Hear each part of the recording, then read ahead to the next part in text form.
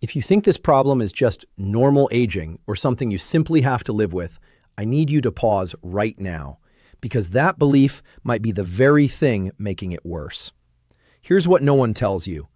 By the time you start feeling the symptoms, the fatigue, the stubborn weight gain, the brain fog, the chronic discomfort, the underlying damage has already been developing quietly for years. And most treatments, they don't stop it. They don't reverse it. They just make the numbers look better while the root cause continues to smolder beneath the surface. This isn't about willpower. It's not about being lazy. And it's definitely not just bad luck or genetics. It's about a hidden biological dysfunction that disrupts how your cells produce energy, regulate inflammation, and communicate with each other. If you don't correct that dysfunction, no diet, no supplement, no prescription will give you lasting results. In this video, I'm going to show you exactly what's happening inside your body, why conventional advice keeps failing millions of people, and how you can finally address the real cause, not just silence the warning signs. Are you ready to rethink everything you thought you knew? Let me be direct with you. Most conventional approaches are built around controlling symptoms, not correcting dysfunction. And that's the core mistake. When people experience this condition, what usually happens? They go to the doctor, run some basic labs, get a diagnosis, and walk away with a prescription or a short list of surface-level recommendations. Take this, avoid that, come back in 6 months. But here's the problem. Those strategies are aimed at managing what shows up on the surface: the pain, the fatigue, the abnormal numbers, the visible discomfort. They rarely address why your body started malfunctioning in the first place. One of the biggest myths is that this condition is simply genetic or inevitable with age. Genetics can load the gun, yes, but lifestyle and internal metabolic environment pull the trigger. If it were purely genetic, we wouldn't be seeing such a dramatic rise in cases over just a few decades. Human DNA doesn't change that fast. Our environment and habits do. Another common misconception is that the issue is isolated to one organ or one system. That's how it's often framed: a liver problem, a hormone problem, a joint problem, a brain problem. But your body doesn't work in isolated compartments. It works as an integrated network. When one system breaks down, it's usually because something deeper has disrupted the entire internal balance. The true root cause, in most cases, is chronic cellular stress driven by metabolic dysfunction and persistent low-grade inflammation. Let me explain what that means. Your cells are designed to produce energy efficiently, regulate inflammation precisely, and repair themselves constantly. But when your body is overloaded with processed foods, excess sugar, chronic stress hormones, poor sleep, and environmental toxins, the cellular environment shifts. Energy production becomes inefficient. Inflammatory signals stay turned on longer than they should. Repair mechanisms slow down. Over time, this creates a biological terrain where dysfunction becomes normal. Instead of asking, how do we lower this symptom? The better question is, why are the cells under stress in the first place? When inflammation becomes chronic, it interferes with hormone signaling. When insulin signaling is impaired, energy regulation breaks down. When mitochondria, the power plants of your cells, become dysfunctional, fatigue and tissue damage follow. And when that process continues unchecked for years, the outward symptoms finally appear. By then, most people think the problem just started. It didn't. It's been developing silently. If we don't address the cellular stress and metabolic imbalance at the root, no surface-level intervention will create lasting change. That's why people bounce from diet to diet, medication to medication, supplement to supplement, without ever feeling truly restored. Now the real question becomes, what exactly is happening inside the cells that drives this cascade? Now let's go deeper, but I promise to keep this simple. Inside every single cell in your body, there are tiny structures called mitochondria. Think of them as microscopic power plants. Their job is to take the food you eat and convert it into usable energy, specifically a molecule called ATP. Every heartbeat, every thought, every muscle contraction depends on this process. When your mitochondria are healthy, energy production is smooth and efficient. Inflammation is tightly regulated. Hormones communicate clearly. Repair mechanisms run automatically in the background. But when your lifestyle constantly floods the system with excess sugar, refined carbohydrates, industrial seed oils, chronic stress hormones like cortisol, and sleep deprivation, something begins to shift. First, insulin levels stay elevated for longer periods.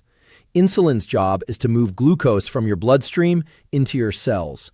But when cells are constantly overloaded with fuel, they become resistant, like someone who stops responding after hearing the same alarm over and over again. This is insulin resistance. Now glucose can't enter the cell efficiently. So what happens? The body produces even more insulin, and that creates a vicious cycle. Meanwhile, inside the mitochondria, excess fuel creates excessive byproducts called reactive oxygen species. You can think of them like biological exhaust fumes. In small amounts, they're normal, but in excess, they damage cellular structures, including the mitochondria themselves. Damaged mitochondria produce energy less efficiently. Less energy means your tissues don't function optimally. And when cells struggle to produce energy, they send distress signals. Those distress signals activate inflammation. Here's where it becomes dangerous. Inflammation is not the enemy. Acute inflammation is protective. It helps you heal from injuries and fight infections. But chronic low-grade inflammation, the kind driven by metabolic overload, is different. It stays switched on, quietly, persistently.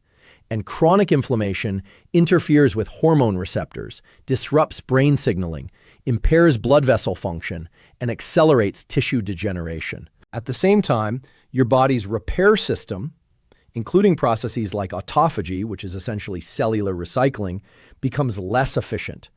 Instead of clearing out damaged components, the body accumulates them. Imagine a city where garbage collection slows down while pollution increases. At first, you don't notice much, but over time, the system becomes overwhelmed.